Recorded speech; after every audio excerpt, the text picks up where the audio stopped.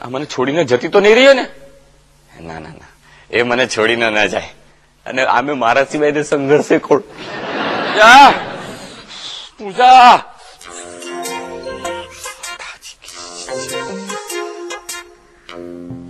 આ તો સુતા છે. ઓ મહારાણી, આ તમારો સેવક ઓફિસમાં ગુલામી કરવા જઈ રહ્યો છે, તેને ચા પાણી નાસ્તો મળશે? સાંભળતી જ નથી. જોઈ, હલો હલો. તને તો તાવ છે? એક વાત કહું, આ તાવને તારી સાથે સોલિડ લગાવ છે, ગમે ત્યારે આવી જાય છે. ઈશ તો તાવને પણ મારા વર કરતા મારી વધારે ચિંતા છે, એટલે મહિનામાં એકાદ વાર તો મને મળવા આવી જ જાય છે. આટલો તાવ છે, બીમાર છે, તો વરને ચાપકા મારવાનું નથી બોલતી. ચાલ કઈ વાંધો નહીં, હું મારું ફોડી લઈશ. ના ના, તમે બધું તોડી ફોડી નાખશો. અરે તું હું જૂઠું છું. ના, તું સમજ મારી વાત. જો હું છે ને બપોરે બહાર જમી લઈશ, અને અત્યારે એટલીસ્ટ આપણા બંને માટે ચા બનાવવાનો પ્રયત્ન કરું છું. ઓકે? ચાલો, હતો ત્યારે વધારે સુખી હતો. ઠીક છે ઠીક છે, મારો તાવ ઉતરી જશે ને પછી જતી રહીશ રાજકોટ. પછી મજા કરજો, એકલા ઘરમાં મજા કરજો. સાચે? સાચે?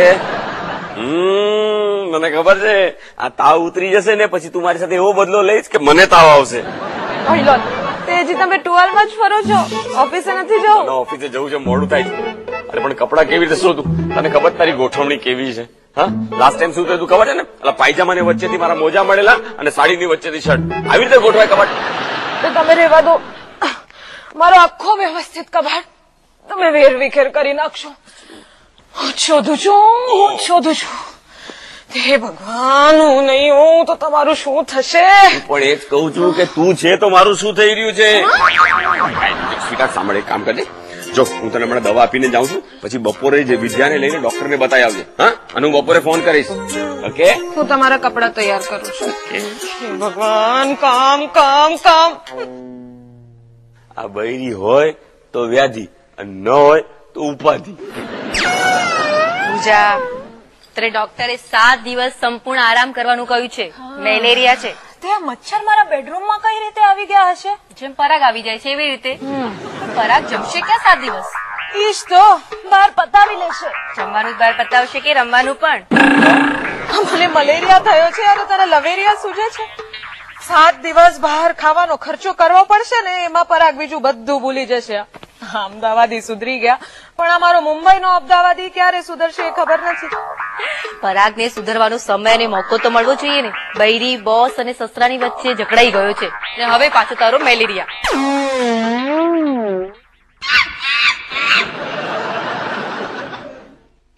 આ શું છે? આવું કામ જોઈને તો મને તાવ આવી જાય છે. તાવ? પૂજાને તાવ આવ્યો છે? મારે ફોન કરીને પૂછવું પડશે કે એને દવા લીધી કે નહીં. સર, એક ફોન કરી લો. કર ને, પબ્લિક ફોન માંથી. સર મારે સમજો સર, સર મારી પરિસ્થિતિ સમજો. સર મારી વાઈફને તાવ આવે છે, તાવ. તમને ખબર છે, હું ફોન કરીને નહીં પૂછું ને તો એની તબિયત ખરાબ થઈ જશે. એની તબિયત ખરાબ થઈ જશે તો મને તાવ આવશે, મને તાવ આવશે તો તમને તાવ આવશે. સર સમજો. લગાડો. એટલે હું લગાડું છું નંબર.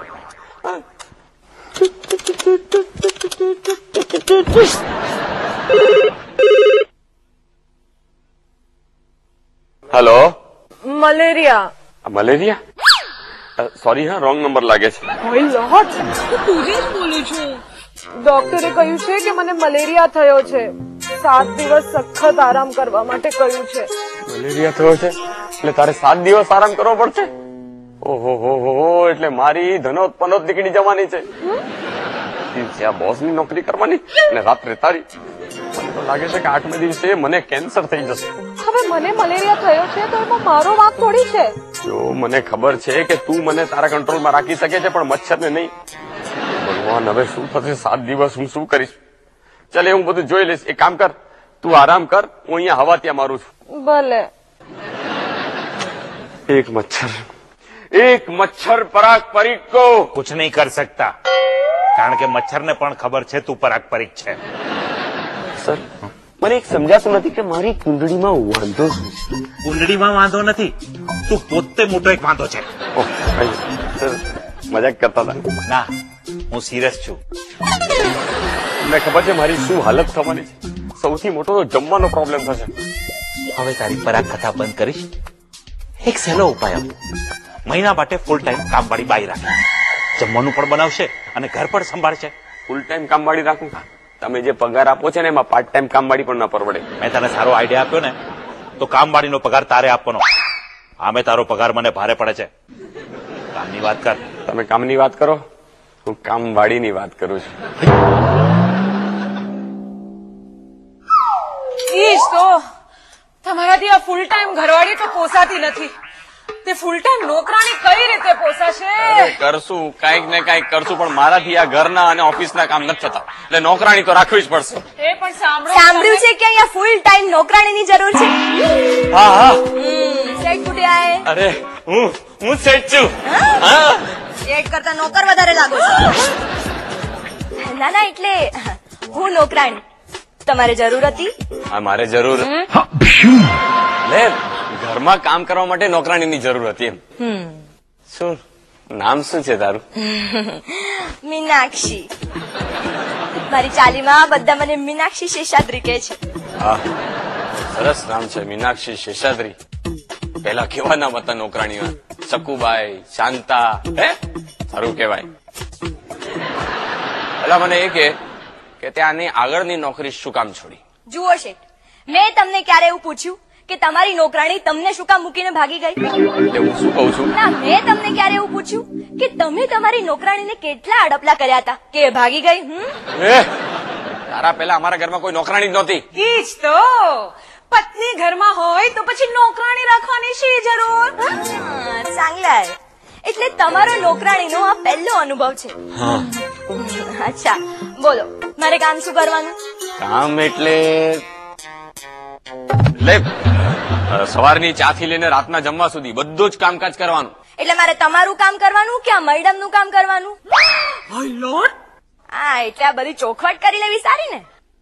આટલી ચોખ્ખી વાત તો મેં પણ તમારી સાથે લગ્ન પહેલા નહોતી કરી. ઓકે.